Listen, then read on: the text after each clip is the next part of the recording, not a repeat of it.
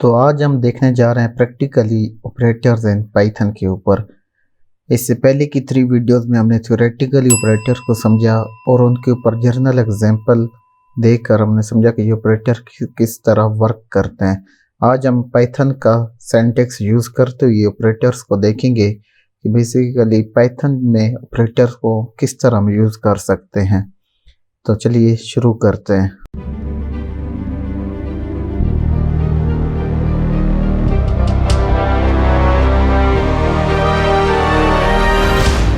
इस नोटबुक में हमारे पास ये डेफिनेशंस भी हैं विद पाइथन कोड जो भी हम लिखेंगे एग्जांपल के साथ, वो भी इस नोटबुक में अवेलेबल होगा और आप इसका लिंक जो है वो डिस्क्रिप्शन में डाल दूंगा। आप वहां से जाके आप इस नोटबुक को डाउनलोड कर सकते हैं। फर्स्ट हमारे पास है अरिथमेटिक ऑपरेटर्स। अरिथमेटिक ऑपरेटर्स हमारे पास कॉमन मैथमेटिकल ऑपरेशंस को जो है वो परफॉर्म करने के लिए हम यूज़ करते हैं। तो इनको देखने के लिए हम क्या करते हैं, हम 2 वेरिएबल लेते हैं, x इज इक्वल टू 5 लिया और y इज इक्वल टू 2 लिया। तो बेसिकली हमने क्या किया, हमने 2 वेरिएबल लिए x और y। x में हमने 5 को असाइन कर दिया और y में हमने 2 को असाइन कर दिया। अभी फर्स्ट हम यूज़ करते हैं एडिशन का ऑपरेटर या प्लस का ऑपरेटर। तो x प्लस y, तो ये इसका क्या मतलब होगा कि x की जो वैल्यू है और y की जो वैल्यू है उनको एडिशन करके प्रिंट करा दे। ये प्रिंट फंक्शन जो है ये हमारे पास कोई भी स्टेटमेंट अगर इसके अंदर लिखी जाए तो वो स्क्रीन पे डिस्प्ले करा देती है। तो हमने क्या किया, हमने x प्लस वाई लेके प्रिंट फंक्शन को दिया। तो इस अभी होगा क्या कि x और y को ऐड करने के बाद जो वैल्यू आएगी प्रिंट उसको स्क्रीन पे डिस्प्ले करा देगा। तो इस सेल को हम रन करते हैं तो ये हमारे पास 7 आ जाएगा, 5 और 2 7। इसी तरीके से हमारे पास जो है वो सब्सट्रैक्शन होगी x माइनस वाई करने से। इसी तरीके से हमारे पास मल्टीप्लिकेशन और डिवीजन भी होगा।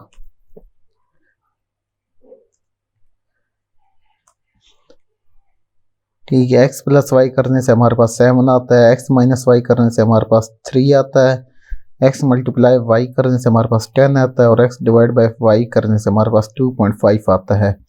इसके अलावा हमारे पास फ्लोर डिवीजन है, print x floor division y, print x modulus y और लास्ट हमारे पास है प्रिंट x एक्सपोनेंट y। तो ये हमारे पास बेसिकली जो है वो 7 टाइप्स के अरिथमेटिक ऑपरेटर्स मौजूद हैं। तो इस तरीके से हम पाइथन में इनको यूज़ कर सकते हैं। नेक्स्ट हमारे पास है असाइनमेंट ऑपरेटर। असाइनमेंट ऑपरेटर, अगर हम किसी वेरिएबल को कोई वैल्यू असाइन करते हैं तो उन जो ऑपरेटर को यूज़ करते हैं वो ऑपरेटर असाइनमेंट ऑपरेटर्स कहलाते हैं। तो असाइनमेंट ऑपरेटर हमारे पास 13 टाइप्स के असाइनमेंट ऑपरेटर्स इन पाइथन में अवेलेबल हैं। तो एक एक करके हम इनको देखते हैं। सिंपल जो सबसे आसान तरीका जो होता है या जो ज़्यादा यूज़ होता है वो है simple equal, x is equal to 5। इससे क्या होगा कि x वेरिएबल में 5 जो है वो असाइन हो जाएगा, x की वैल्यू क्या हो जाएगी असाइन। अगर हम इस x को प्रिंट कराएं प्रिंट x, तो यहाँ पे हमारे पास 5 जो है वो प्रिंट हो गया, डिस्प्ले हो गया, क्योंकि हमने 5 को असाइन किया था x में। नेक्स्ट जो हमारे पास है वो ये है x plus is equal to 3। और इसके बाद अगर हम प्रिंट कराएं x, इसमें होगा क्या कि x की वैल्यू हमारे पास क्या थी 5 थी। हमने क्या किया कि x plus is equal to 3 का मतलब क्या होता है, बेसिकली इसका जो मतलब है वो ये है कि x is equal to x plus 3, यानी कि x की जो वैल्यू हमारे पास पहले थी उसमें 3 को ऐड करें और उसके बाद जो एडिशन सम करने के बाद हमारे पास रिजल्ट आएगा उसको फिर दोबारा x में असाइन कर दें। तो यहाँ पे हमारे पास x में क्या था, x में हमारे पास 5 था और यहाँ पे फिर हमने क्या किया x plus is equal to 3, तो 5 प्लस 3 होके 8 हो जाएगा और जो 8 आंसर आएगा वो x को असाइन हो जाएगा। तो इस तरीके से अगर हम प्रिंट अभी x कराएं तो हमारे पास आंसर आना चाहिए 8, क्योंकि ये हमारे पास इस रूल के ऊपर जो है वो काम करता है। इसी तरीके से हमारे पास जो है वो x minus is equal to 3 भी है। अगर हम इसको चेक करें प्रिंट x, तो ये हमारे पास 5 जो है वो दे रहा है, क्योंकि x में हमारे पास 8 था और फिर हमने उसमें से 3 को जो है वो, इसका बेसिकली मतलब क्या है, इसका मतलब ये है कि x is equal to x minus 3 और फिर इससे जो आंसर आएगा वो x में जो है वो असाइन हो जाएगा। तो इस तरीके से हमारे पास 5 आ जाएगा। इसी तरीके से हमारे पास मल्टीप्लिकेशन का भी होगा कि x multiply is equal to 3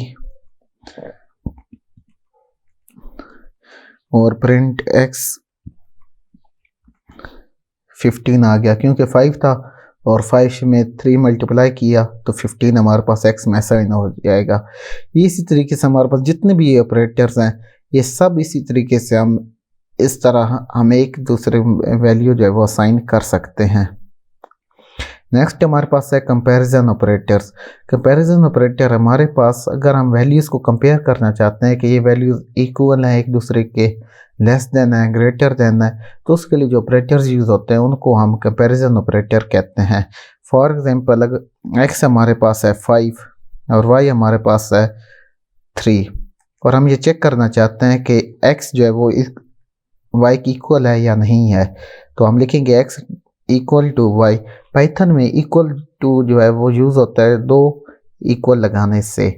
1 equal हमने देखा कि 1 जो इक्वल होता है वो हमारे पास क्या होता है, वैल्यू को असाइन करने के लिए हम यूज़ करते हैं, जबकि 2 इक्वल जो है वो हमारे पास पाइथन में इक्वल टू के इक्वल होते हैं। तो यहाँ पे print x is equal to y है। अभी ये क्या करेगा कि x की वैल्यू हमारे पास क्या है 5, y की वैल्यू हमारे पास क्या है 3, तो ये चेक करेगा कि 5 जो है वो y की इक्वल है या नहीं है। अगर इक्वल है तो वो हमें ट्रू दे देगा, अगर इक्वल नहीं है तो वो हमें फॉल्स दे देगा। तो जब हम इसको रन करते हैं तो ये हमारे पास फॉल्स आ गया, क्योंकि x की वैल्यू 5 है और y की वैल्यू 3। अगर यहाँ पे अगर हम y की वैल्यू 5 करें और फिर इसको रन करें तो ये हमें ट्रू देगा, क्योंकि अभी x और y की वैल्यू जो है वो इक्वल हो गई है। इसी तरीके से हमारे पास जो है वो लेस देन है। अगर हम ये चेक करना चाहते हैं, प्रिंट हम कराएं कि x लेस देन है y के, तो ये भी हमें फॉल्स देगा, क्योंकि x और y जो है वो हमारे पास इक्वल है। इसी तरीके से हमारे पास है print x greater than is equal to y।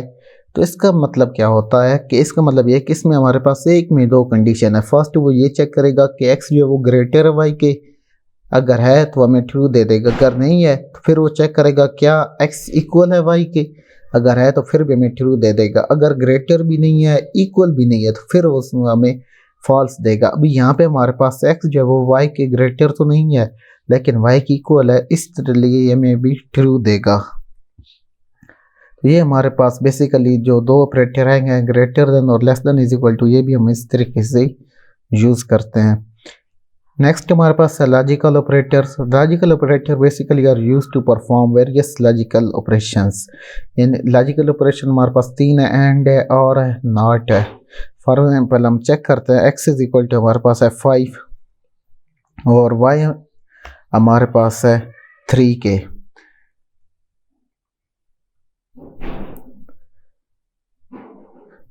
तो यहाँ पे अभी हम प्रिंट कराते हैं, प्रिंट हम लिखते हैं कि x ग्रेटर है 3 से एंड y जो है वो लेस देन है 5 के। अभी यहाँ पे होगा क्या कि पहले हमारे पास यहाँ पे 2 कंडीशंस है, एक ये कंडीशंस है, एक ये कंडीशन है। पहले वो चेक करेगा कि x जो है वो ग्रेटर है 3 से, फिर y को चेक करेगा कि y जो है वो लेस है 5 से। अगर ये दोनों कंडीशंस ट्रू हैं तो फिर हमें आंसर जो है वो ट्रू देगा, अगर दोनों में से एक भी कंडीशन फॉल्स होगी तो हमें आंसर जो है वो फॉल्स में देगा। तो इसको भी हम रन करते हैं तो ये हमें ट्रू दे रहा है, क्योंकि x जो है वो 5 है, 5 ग्रेटर है 3 से, और y जो है वो 3 है और 3 लेस है 5 से। तो ये हमारे पास कंडीशन जो है वो ट्रू है। अगर यहाँ पे हमें चेंज कर देते हैं कि y ग्रेटर है 5 से, हालांकि y तो हमारे पास 3 है, तो 3 ग्रेटर है 5 से, तो ये फॉल्स है, तो ये हमें आंसर भी जो है वो फॉल्स देगा, क्योंकि अगर दोनों कंडीशन ट्रू होगी तो ये तब हमें ट्रू देगा, अगर एक ही कंडीशन फॉल्स होगी तो ये हमें फॉल्स देगा। नेक्स्ट हमारे पास है फॉल्स ऑपरेटर। तो फॉल्स हमारे पास क्या करता है कि फॉल्स में अगर हमारे पास एक भी कंडीशन ट्रू होती है तो वो हमें आंसर जो है वो ट्रू में दे देगा। फॉर एग्जांपल अगर ये अभी यहाँ पे एंड वाले केस में ये हमारे पास फॉल्स है, तो यहाँ पे अगर हम ऑपरेटर चेंज करें और लिखें और इंटर करें तो ये हमें ट्रू देगा, क्योंकि x जो है एक कंडीशन जो वो हमारे पास ट्रू हो रही है। हालांकि एक हमारे पास फॉल्स है, y ग्रेटर देन 5 नहीं है, गलत है, फॉल्स है, लेकिन x वाला ट्रू है तो इसलिए हमें ट्रू दे रहा है। अगर दोनों फॉल्स होंगे तो तब हमें आंसर फॉल्स देगा, नहीं तो ये अगर एक भी कोई ट्रू होता है तो ये हमें ट्रू दे देगा। नेक्स्ट हमारे पास है not operator. Not operator basically क्या करता है, अगर कंडीशन हमारे पास ट्रू हुआ है तो उसको फॉल्स कर देगा, अगर फॉल्स है तो उसको ट्रू कर देगा। फॉर एग्जांपल हम लिखते हैं कि x जो है वो लेस देन है 6 से, तो ये हमारे पास कंडीशन ट्रू है क्योंकि x हमारे पास 5 है और 5 लेस देन है 6 के। तो अगर इसके पीछे हम नॉट ऑपरेटर लगा दें, इससे पहले हम चेक कर लेते हैं कि नॉट के बगैर हमें क्या आंसर दे रहा है। प्रिंट x लेस देन है 6 से, तो ये हमें ट्रू दे रहा है। अगर अब यहाँ पे हम नॉट लगाएं,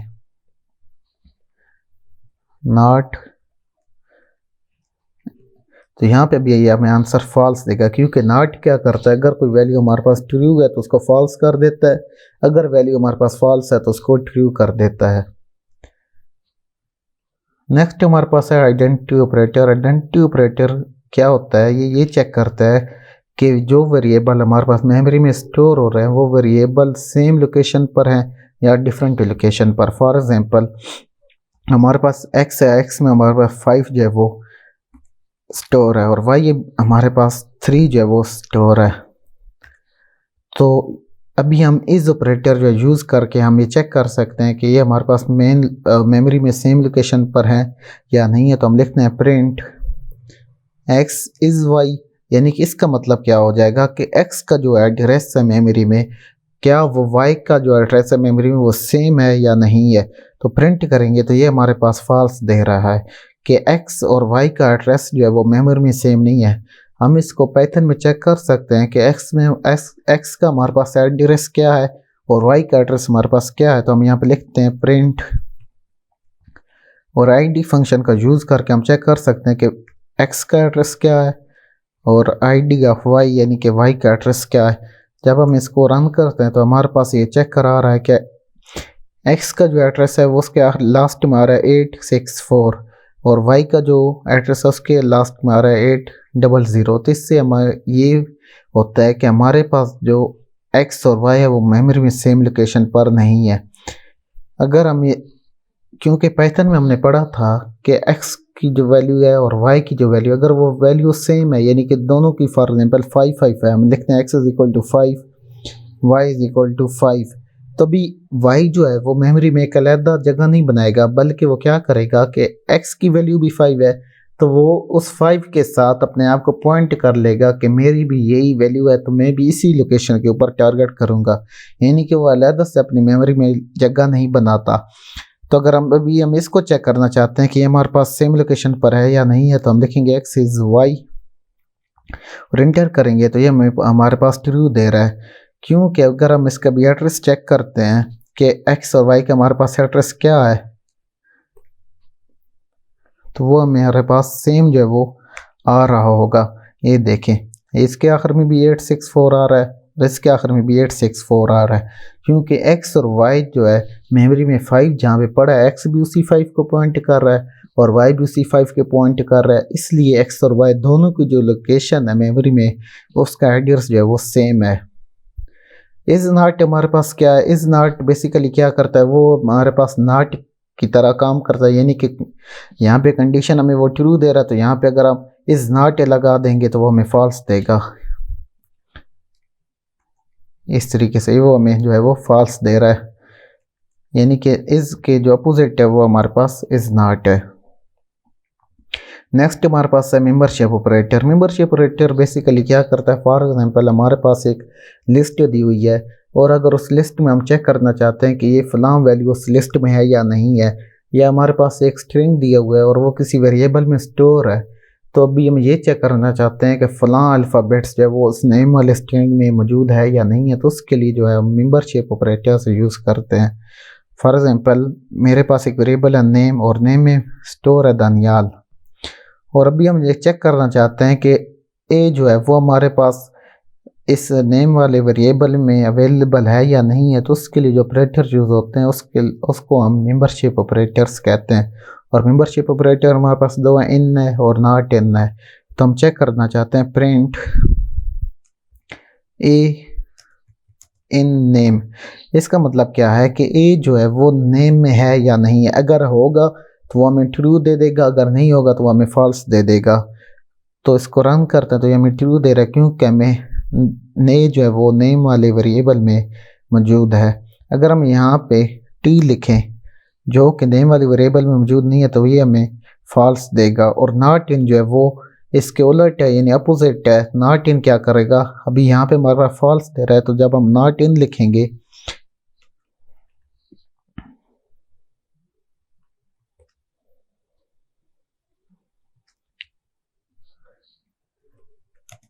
तो ये अभी हमारे पास जो है वो ट्रू देगा, क्योंकि नॉट इन जो है वो उलट कर देता है, अपोजिट कर देता है उसकी वैल्यू का। अगर फॉल्स है तो ट्रू कर देता है, अगर ट्रू है तो उसको फॉल्स कर देता है। तो ये हमारे पास मेंबरशिप ऑपरेटर इस तरीके से यूज होते हैं। जो है वो हमारे पास है bit wise operator. Bit wise operator हमारे पास जो होता है बिट वाइज कैलकुलेशन को परफॉर्म करने के लिए यूज होते हैं, और ये ओनली जो है वो इंटीजर्स के ऊपर काम करते हैं।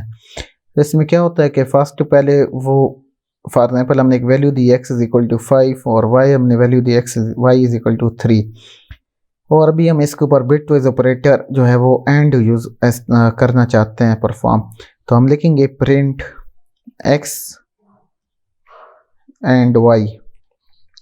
तो इससे होगा क्या, पहले x की जो वैल्यू होगी उसको बाइनरी में कन्वर्ट कर दिया जाएगा और y की वैल्यू को भी बाइनरी में कन्वर्ट कर दिया जाएगा। और बाइनरी में कन्वर्ट करने के बाद इसके दरमियान एंड वाला ऑपरेशन जो है वो परफॉर्म होगा बिट बाय बिट। तो उस ऑपरेशन को परफॉर्म करने के बाद जो रिजल्ट आएगा उसको दोबारा डेसिमल फॉर्म में कन्वर्ट करके प्रिंट करा दिया जाएगा। तो यहाँ पे अगर हम इंटर करें तो हम ये हमारे पास 1 आ रहा है। इसने क्या किया कि x और y के दरमियान एंड ऑपरेशन जो है वो बिट बाय बिट किया। नेक्स्ट जो हमारे पास है वो है और ऑपरेशन। और ऑपरेशन बिल्कुल इसी तरीके से हमारे पास काम करता है। यहाँ पे अगर हम r लिखें, r के लिए हम ये पाई वाला सिंबल जो है वो डिनोट इससे किया जाता है। तो इससे हमारे पास 7 आ गया है, यानी कि 5 और 3 का दरमियान अगर हम और ऑपरेशन यूज़ करें तो हमारे पास 7 आ जाता है।